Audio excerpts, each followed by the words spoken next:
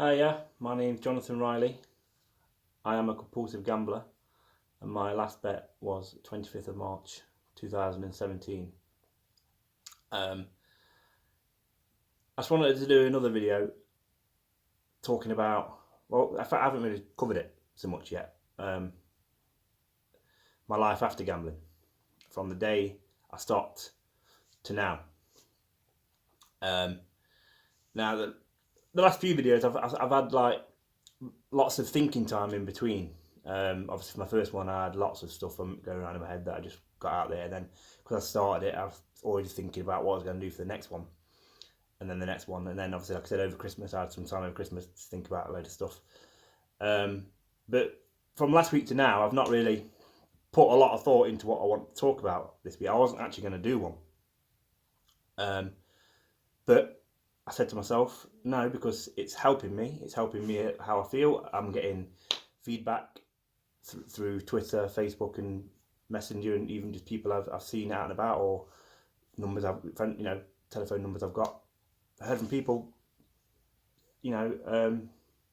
talk to me about what I've been through, but also telling me things they've been through. So that's why it's made me thought, no, I need to carry on doing this. So that's why I want to do another one today. And literally 5 minutes ago, I just thought, oh, I'm going to talk about how I've not had a bet since, basically. I spoke about before how relapses happen in any form of addiction, and I said to you on here, like, there was times where I thought if I do give up, I'll never stay clean. I'll end up gambling again. I remember in my counselling sessions early on, my counsellor asking me, "Is it something you want to abstain from forever?" He said, "Because it's perfectly fine if you just want to cut down as such. If you just want to treat the problem now and eventually take it up." And I remember saying, "No, I'm not doing this. I don't want to do this. I don't want to gamble anymore." So from that night, I stopped. I just knew. I just knew there and then. I felt better that I didn't have a secret anymore. Okay, I had the debt. Okay, I had what I touched on in the last video. This potential damage to my reputation, possibly losing friends, family, work. Things going through my mind. How's this going to go? But I felt better for knowing other people know, and they always say like a problem shared is a problem halved, and that relates to this so much. Opening up from then on was a great feeling, and so I looked at how I'm going to stop myself from doing it. So you can get like blocking software on your phone to stop yourself going on these sites. So I looked into that for a while, and then I found out that you have to pay for some of this, and I just thought that's a bit daft. It's a blocking software for someone with a gambling problem who's obviously got financial implications. Why should I have to pay something like this? So I ended up finding a free one, but I installed it on my phone, and I went to access a gambling site, and it still let me do it. And I thought, what's going on here? But let me say something. I don't really know how, because I've spoke to people, I've heard other people's stories, and they've said they can't look at a bookie's website or go in a bookie. I haven't been in a bookie since in nearly 2 years now. I've not been in a bookies. But as I said, a lot of my gambling was done on my phone rather than in bookies anyway.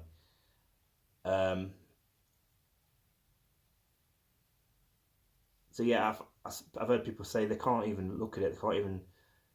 They've either blocked the phone from these websites, or they just don't do it because they just know, they've said that the urge is too much. Now I have actually found myself happily looking on these websites at odds and stuff, and it's mainly when it's come to horse racing, because I still held a keen interest in horse racing, basically. So I'd be watching a race or reading about a race on Twitter, or seeing friends of mine talking about it, or knowing about horse racing and such. and I like to think I built up a bit of a decent knowledge about it. People will argue that I was obviously not very good because I didn't win any money as such, but I did. There was times where I did win some money on bets, and I look back on them times, and you used to give yourself a bit of pat on the back because you knew that horse was going to win as such. If you could take away this gambling addiction that I had and try and just apply the savvy horse racing knowledge, if you could separate the two, it was a good thing. And I used to think, this is something I used to say to myself sometimes: if I didn't have this gambling problem, I'd be quite good at horse racing, because I developed quite a keen interest in it. I did okay. Did okay. So yeah, I found myself as time went on that I still liked horse racing, but the big part of horse racing is that's my dog. Folly, get down. Block him out. Big part of horse racing is gambling, and all horses have to have odds and stuff. So I found myself, if I heard about a horse, I'd have to go and look when it's running, and I looked at the price, but there was never any urge to actually back it. It was literally like, I've learnt my lesson now, and I can't do this. I can't have any money on this horse, even though I think it's going to win. I can't do it, because I knew in my head that, say if it won, I'd then be instantly hooked again, or if it lost, I'd want that money back. That was just the logic I applied to it, and it served me well. And I could still look on these websites nowadays. For example, if a manager from a football team gets sacked, like recently, my team Forest lost their manager, and you hear about who's going to replace him, and who's the favourite with the bookies and stuff. And I'd quite happily and comfortably look at these websites to see who the favourite for the manager job is, and I could do that with no urges whatsoever. Now, when I told people afterwards that I wasn't gambling, like I mentioned in my last video, there'd be probably times where I'd be on my phone, whether it be at home or at work, or if I'm out or whatever. I wonder if people, what's he up to? Which is fair enough. But I'm not. And well, sometimes I might be looking at, I'm trying to think of a time where I've done it as such. People, if there's anyone watching this that knows what I'm talking about, they know I can happily talk about betting now.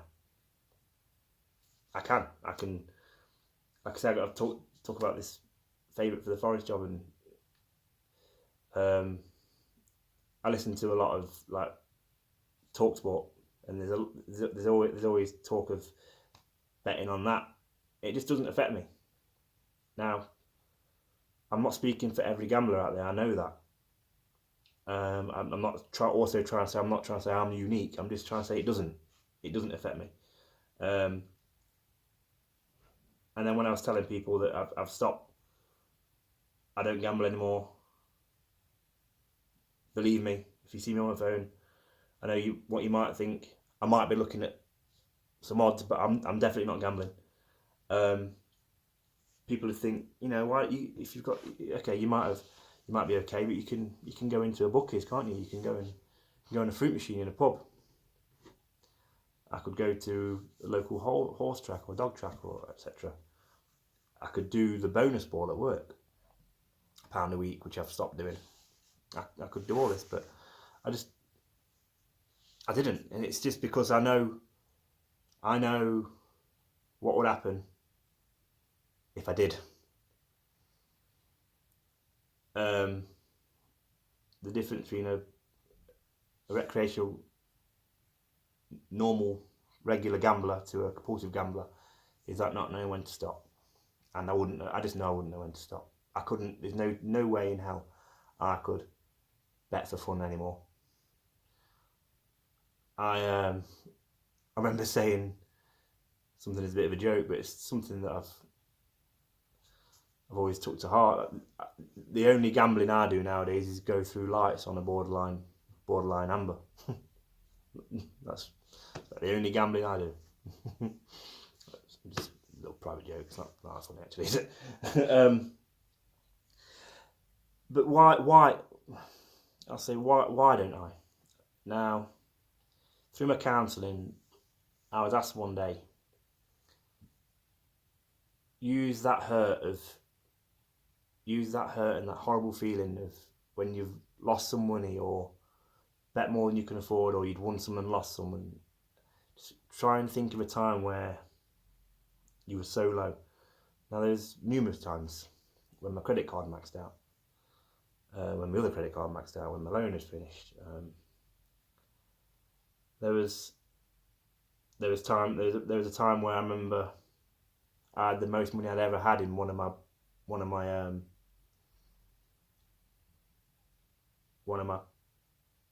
accounts, one of my online accounts. The most money I'd ever had in there. I actually remember saying to myself, "Don't lose this. Don't lose this." And I remember when I lost that, but he taught me to remember a really low point, and he said, "You don't have to tell me what it is, but just you." And I did. My point is, I didn't tell him. I've never actually told anyone. But there is a point in my life that I use as a personal reminder every day. Every day.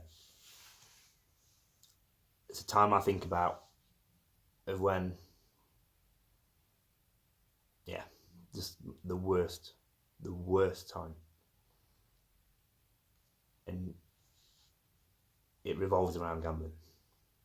And I use that as my main spur to not gamble ever again. So that's that. And just quickly, very quickly, because it's one for another video. Urges. Me saying I've not got the urge to gamble, I'm okay looking at these sites and stuff. There has been one time where I had my biggest urge, and it was last year, just before I started doing these videos. When I mentioned right at the start that I've been having a tough time with stress and depression, and I still am now. I'm not great, but I'm a downside better than I was 2-3 months ago. But back then, there's no putting my finger on what was wrong with me, but again, that's not something I want to talk about. I just want to talk about this urge. It was a Sunday afternoon, I was feeling shit, and something just popped in my head. Do you know what? Why don't you just have a bet? It'll make you feel better. Remember, you used to do this to cheer you up. You used to get some enjoyment out of winning a bet.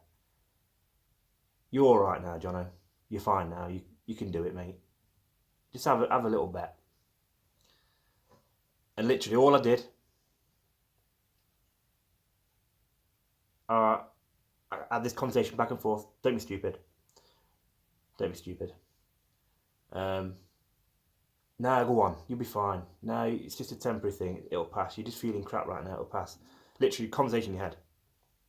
Like, one on one shoulder, one on the other, saying, yes, do it. And I remember I'd been doing a lot of overtime at work, so I knew I had a bit of money. Christmas was coming up, but I got everything planned out, what I could afford, bills. I was okay, I was in a decent place financially, so I thought I could afford it. I've got the money to do it. I was even having a conversation, said even if this goes tits up and you start chucking loads on, it's okay. I've got enough money to cover myself, and I literally, all I did was I looked up on my wall, that wall over there, and I don't know if you saw that. I just saw a picture of my little daughter looking at me, and that stopped me. So don't be stupid, and I didn't. And it's a great feeling knowing I've got that control now. and it's all come from opening up, saying I've got a problem, reaching help, being honest to myself and to others, using that help, and then further using any knowledge or experiences or anything like that that I can share, pass on, take on, and help others with, which is why I still do these videos. And I just hope, again, this one just really off the cuff this week. It was just, I wanted to do one, but I don't really know what about, so I'm just going to start recording and boom, so here we are. I just hope someone can watch this again and take something from it. And if you are, then talk about it. Open up. Be honest. Reach out. Help is there. And recovery is possible. Thank you again, and I'll see you soon. Bye bye.